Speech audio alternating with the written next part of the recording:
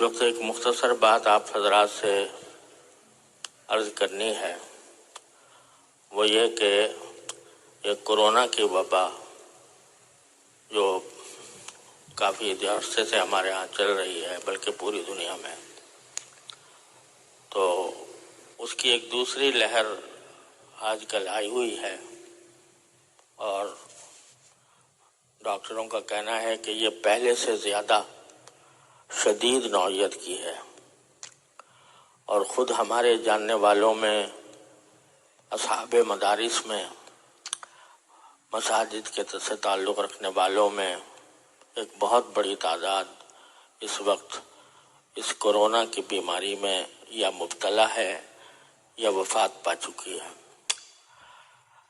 اس وقت مجھے ہمارے ایک بہت ہی محسن ڈاکٹر ہیں، ڈاکٹر عبدالباسط صاحب، جو بقائی اسپتال کے ذمہ دار ہیں اور تبلیغ کے نمایاں ساتھیوں میں سے ہیں، اور بہت متدین ہیں، دارالعلوم میں بھی انہوں نے دور حدیث کیا ہے، اور خاص طور پر شکر کے امراض کے ماہر ہیں، دنیا بھر میں ان کا نام ہے۔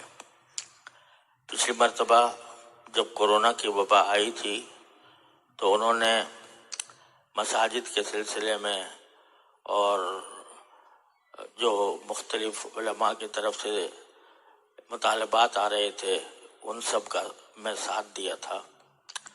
اس وقت مجھے ان کا ایک پیغام موصول ہوا ہے جس میں انہوں نے کہا ہے کہ اس وقت کورونا کی وبا قابو سے باہر ہو رہی ہے، اور صورتحال یہ ہے کہ کسی بھی ہسپتال میں کوئی ایک جگہ بھی، کسی ایک مریض کے لیے بھی جگہ خالی نہیں ہے، اور جو مریض آ رہے ہیں وہ باہر پڑے ہوئے ہیں۔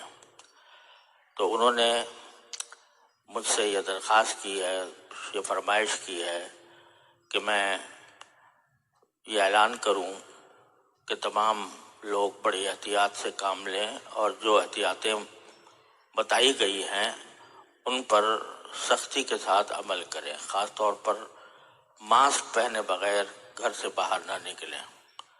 اس وقت ہمارے جاننے والوں میں مولانا عاصم ذکی صاحب رحمۃ اللہ علیہ، جو دارالعلوم جامعہ علوم الاسلامیہ بنوری ٹاؤن کے بڑے مقتدر اساتذہ میں سے تھے، ان کی وفات اسی میں ہوئی ہے، اور بھی ہمارے حضرت مولانا حکیم اختر صاحب کے صاحبزادے مولانا مظہر صاحب اسی میں مبتلا ہیں، اور بھی متعدد حضرات اس میں گرفتار ہیں، اور بعض کی وفات ہوئی ہے۔ تو ایسی وبا کی حالت میں اس میں کیا تکلف اور کیا پریشانی ہے کہ ہم ان ہدایات کی پابندی کریں کہ ماسک کے بغیر جمع نہ ہوں، خاص طور سے جہاں پر اجتماع ہوتا ہے، مساجد میں، مدارس میں۔ مفتی عبدالرحیم صاحب کا پھر میرے پاس پیغام آیا ہے، جو جامعۃ الرشید کے معتمم ہیں۔ انہوں نے بڑے دردمندانہ انداز میں واقعات گنائے ہیں جن میں ہمارے تعلق والوں میں، یہ تبلیغ والوں میں یہ بیماری پھیلی ہوئی ہے، اور بہت ہی موت و حیات کی کشمکش میں ہے۔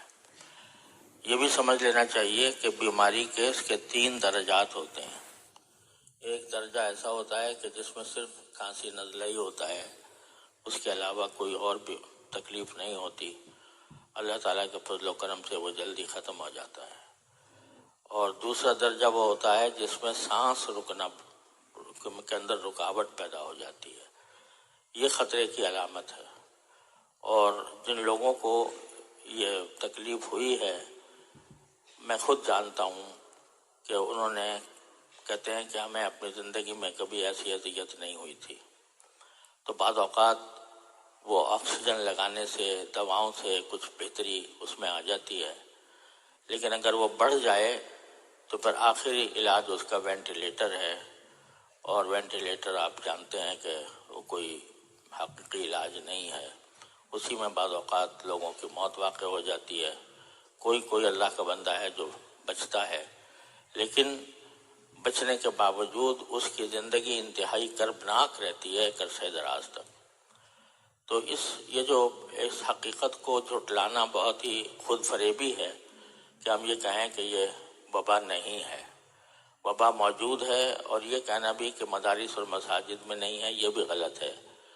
بہت سے مولانا مفتی عبدالرحیم صاحب کہتے ہیں کہ ہم نے 70 طلباء کو کورونا کی وجہ سے اپنے گھروں میں واپس بھیجا ہے۔ تو اس وجہ سے اللہ تعالیٰ نے ہمیں جہاں صبر کی تلقین فرمائی ہے وہاں احتیاط کا پہلو ہمیشہ مد نظر رکھنے کی بھی تلقین فرمائی ہے۔ لہذا احتیاط میں کوئی کسر نہیں اٹھا رکھنی چاہیے۔ اور ماسک پہننے میں کیا پریشانی ہے، کیا دشواری ہے؟ تو اب آئندہ نمازوں کے اندر جو کوئی آئے وہ ماسک پہن کر آئے، اور بغیر ماسک کے مسجد کے اندر داخل نہ ہو۔ اسی طرح جہاں پر کئی اجتماعات ہوتے ہیں تو ان اجتماعات کے اندر بھی سب لوگ ماسک پہننے کا اہتمام کریں، اس کو معمولی بات نہ سمجھیں۔ اللہ تعالیٰ محفوظ رکھے۔ یہ اگر بلا آگے بڑھتی ہے، اس وقت آج کی رپورٹ کے مطابق 4000 نئے کیسز آئے ہیں، تو اور کراچی میں اموات کی تعداد بہت بڑھ گئی ہے۔ تو اگر یہ احتیاط نہ کی گئی، اللہ بچائے، اور وہ آگے بڑھتی ہے تو اس کے ہم سب مجرم ہوں گے۔ لہذا سب حضرات سے دستبستہ گزارش ہے کہ وہ ماسک پہننے کا اہتمام کریں، اور ماسک پہنے بغیر کسی اجتماع کی جگہ میں ہرگز نہ جائیں۔ اللہ تبارک و تعالی ہم سب کو اس سے محفوظ رکھے، اور خاص طور سے جو بڑی عمر کے لوگ ہیں وہ خاص طور پر اس کا اہتمام زیادہ کریں۔ اور یہ بلا وبا جو ہماری شامت اعمال سے آئی ہوئی ہے، اللہ تبارک و تعالی اپنے فضل و کرم سے، اپنے رحمت سے ہمارے گناہوں کو معاف فرمائے، اور اللہ تعالیٰ اس وبا کو، اس بلا کو ہم سے عافیت کے ساتھ جلدی دور فرما دیں۔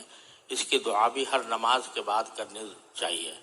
رجوع الی اللہ سب سے بڑا ہتھیار ہے کسی بھی مصیبت کے لیے۔ تو ہر نماز کے بعد ہر بندہ اس دعا، اس وبا کو دور کرنے کا اور اپنی مغفرت مانگنے کا، اور پوری ہماری امت کی مغفرت مانگنے کا اہتمام کرے۔ اللہ تعالی ہم سب کو اس کی توفیق عطا فرمائے۔ وصلی اللہ